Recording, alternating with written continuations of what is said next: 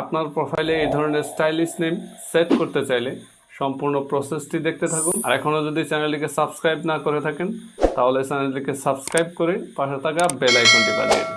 তো আর কথা বলাচ্ছি না, চলুন ভিডিওটি শুরু করা যাক।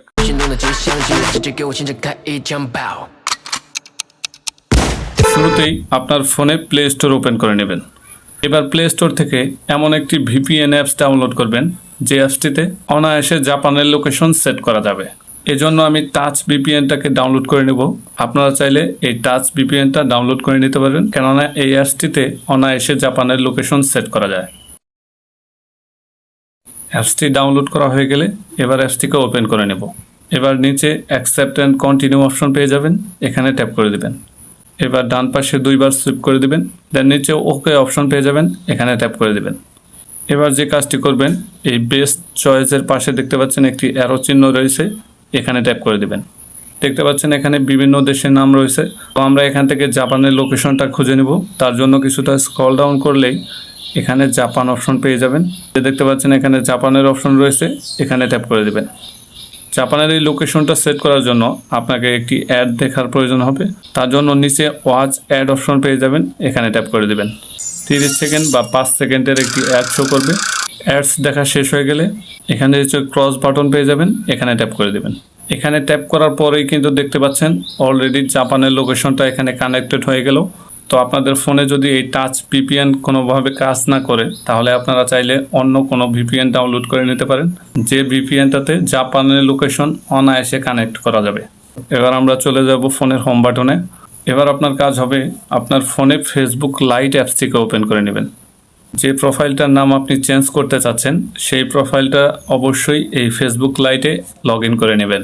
তো লগ ইন করা হয়ে গেলে উপরে 3 লাইন অপশন পেয়ে যাবেন, এখানে ট্যাপ করে দিবেন। দেন এখানে কিছুটা স্ক্রল ডাউন করলেই এখানে সেটিং অপশন পেয়ে যাবেন, এই সেটিং অপশনে ট্যাপ করে দিবেন।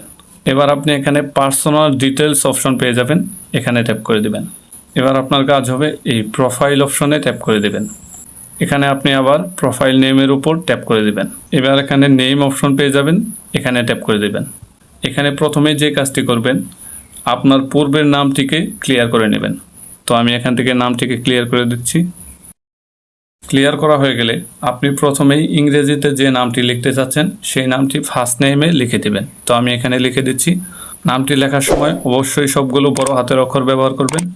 ফার্স্ট নেম লেখা হয়ে গেলে এবার আপনি চলে আসবেন মিডল নেমে। মিডল নেমে আসার পর এবার এখান থেকে সম্পূর্ণ মিনিমাইজ করে আমি চলে যাচ্ছি আমার ফোনের নোটপ্যাডে। এখানে উপরে দেখতে পাচ্ছেন ফেসবুক আইডি স্টাইলিশ নেম, তার নিচে কিন্তু স্টাইলিশ নেমটা দেওয়া আছে। তো এবার আমি এখান থেকে এই পুরো টেক্সটটাকে কপি করে নেব।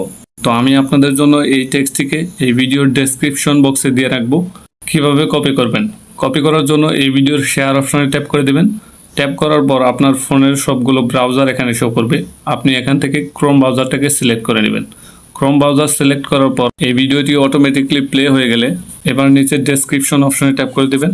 দেন আপনি এখান থেকে এই টেক্সটটির উপর ট্যাপ করে ধরে খুব সহজেই টেক্সটটিকে কপি করে নিতে পারবেন। পুরো টেক্সটটি কপি করা হয়ে গেলে এখান থেকে সম্পূর্ণ মিনিমাইজ করে ফেসবুক লাইট অ্যাপসটিকে ওপেন করে নেবেন। এবার আপনি মিডল নেমের উপর ট্যাপ করে ধরে পুরো টেক্সটটাকে এখানে পেস্ট করে দেবেন। পেস্ট করার পর শুধুমাত্র মিডলের এই সিম্বলটাকে রেখে বাকি অংশটুকু রিমুভ করে দিবেন। তো আমি রিমুভ করে দিচ্ছি।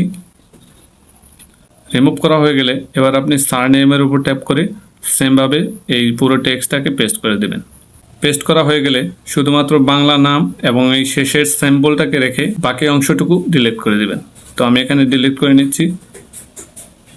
এবার আপনি এই বাংলা নামের পরিবর্তে আপনার নাম বসিয়ে দিতে পারেন। তো নামটি বসানো হয়ে গেলে নিচে দেখতে পাচ্ছেন রিভিউ চেঞ্জ অপশন রয়েছে, এখানে ট্যাপ করে দিবেন। এবার আপনাদের সামনে এরকম 3টি নাম সাজেশন করা হবে। তো আপনি এখান থেকে যে কোনো একটি নাম সিলেক্ট করে নেবেন। তো আমি এখান থেকে লাস্ট নেমটাকে সিলেক্ট করে নিচ্ছি। আর নিচে সেভ চেঞ্জ অপশন পেয়ে যাবেন, এখানে ট্যাপ করে দেবেন। এবার পাসওয়ার্ড দিয়ে আপনার নামটি খুব সহজেই চেঞ্জ করে নিতে পারবেন। যদি কোনোভাবে সেভ চেঞ্জে ট্যাপ করার পরও আপনার নামটি চেঞ্জ না হয়, সামথিং ওয়েন্ট রং এই লেখাটি শো করে, তাহলে কি করবেন, তাহলে ক্রোম ব্রাউজার ওপেন করে ডেস্কটপ মোডটাকে ইনেবল করে নেবেন।